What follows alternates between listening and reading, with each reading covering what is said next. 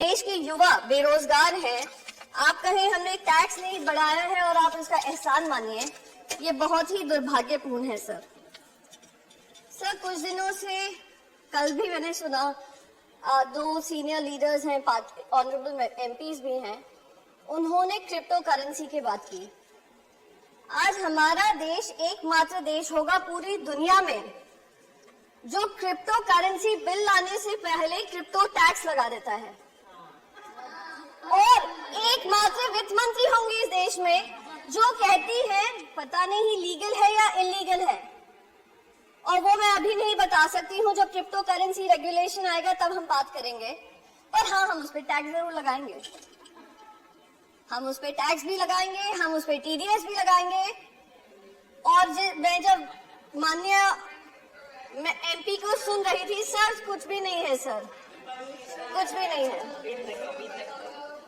हाँ, जरूर लगा दूंगी सर, अगर आपकी अनुमति होगी। वित्त मंत्री बता दो दे लीगल है या इलीगल।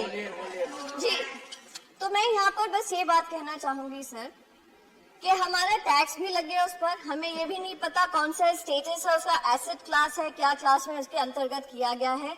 जिस तरीके से बताया गया इस पर टैक्स लगाओ, टैक्स लगाओ, टैक्स लगाओ और बढ़ाओ, क्योंकि बाकी सारे देश कर रहे हैं, उससे मुझे ध्यान आता है और शायद सभी को ध्यान होगा, जब देश में कंप्यूटर आया था, देश में जब कंप्यूटर आया था तो हमारा ये विपक्ष ही था जो बैलगाड़ी लेकर बाहर आकर अपोज कर रहा था, कहा था लाखों लाखों युवा बेरोजगार हो जाएंगे, बेरोजगारी चरम सीमा पे बढ़ जाएगी, ये सरकार युवा विरोधी सरकार है।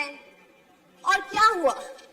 कंप्यूटर आने के बाद अगर किसी देश को सबसे ज्यादा फायदा हुआ, देश के युवाओं को फायदा हुआ, वो भारत के बच्चों को फायदा हुआ। आज हम लोग बड़े बड़े लीडरशिप रोल्स में हैं, दुनिया भर में लीडरशिप रोल्स में हैं, तो उसका फायदा हमारे युवाओं को हुआ। तो बार बार ये कहना कि ये जो है बहुत ही गंदी चीज हो रही है, बहुत ही गलत चीज हो रही है, क्योंकि हमें नहीं समझ में आ रही है, तो ये गंदी ही होगी।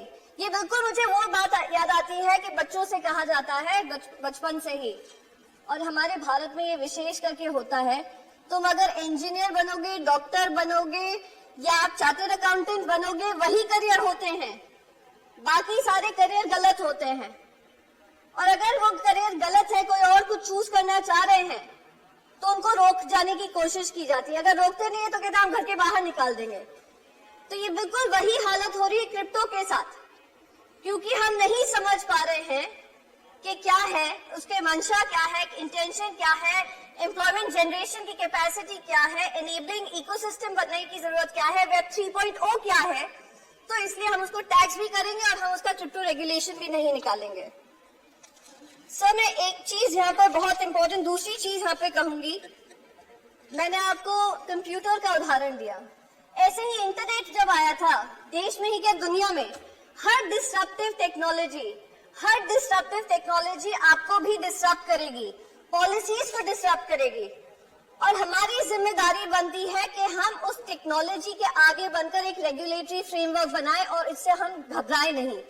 आज जब इंटरनेट आया, सबसे ज्यादा अगर फायदा हुआ तो हमारे ही देशवासियों को हुआ, पर दुख इस बात का होता है क्योंकि हम उनके लिए एक इनेबलिंग इकोसिस्टम नहीं बना पाए, उस वजह से वो दूसरे देशों में जाकर, आज आप कैलिफोर्निया देख लीजिए, यूनाइटेड स्टेट्स देख लीजिए, यूरोप देख लीजिए, जो बड़ी मल्टीनेशनल्स हैं, टेक्नोलॉजी रिलेटेड कंपनीज हैं, उसको हेड हमारे इंडियंस ही करते हैं। तो आज वही टैलेंट अगर हमारे देश में ऐसी कंपनीज बनाता तो क्या हमारे देश को फायदा नहीं होता? Sir, I will just conclude with just one last bit कि sir, we are living in the world of web 3.0. Either we choose to bite the bullet or we dodge the bullet. If we bite the bullet, we will be able to create an enabling ecosystem for our youth and empowering them and empowering the economy. If we choose to dodge the bullet, we can continue to feel great that Indians are doing well abroad. And we can conclude, sir, just one last second, sir. We can continue to take pride in that reflected glory, but at the cost of empowering our own nation. So I would request the Finance Minister to think about it, and thank you so much, sir. With these words, I conclude.